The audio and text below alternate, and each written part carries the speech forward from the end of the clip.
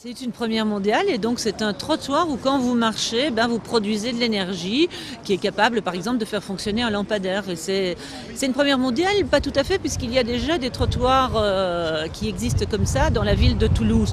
C'est évidemment quelque chose de tout à fait expérimental mais qui pourrait être reproduit si cela démontre que ça fonctionne. En tout cas, ça démontre que l'activité physique, l'activité humaine peut produire de l'énergie, ne fût-ce qu'en marchant.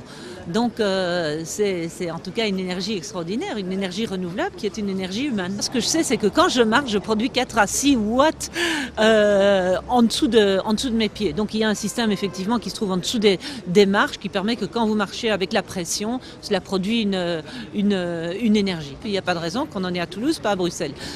Je dis, c'est pas demain qu'on aura tous les trottoirs qui seront des trottoirs, on va les appeler des trottoirs énergétiques, mais pourquoi pas en mettre quelques-uns, comme à Toulouse, ils en ont mis 20. C'est évidemment un prototype, donc c'est à essayer, c'est à évaluer, c'est à étudier les avantages et les inconvénients, mais en tout cas, c'est pas en tout cas impossible d'en mettre. C'est un système extrêmement simple, on transforme une énergie mécanique, qui est l'énergie des passants, des piétons, en énergie électrique pour faire fonctionner un lampadaire de rue. Et on en a une vingtaine de dalles pour l'instant qu'on fait fonctionner donc, sur la place toulousaine depuis une semaine. Donc on n'en est pas tout à fait aux conclusions, mais on en est déjà à des observations.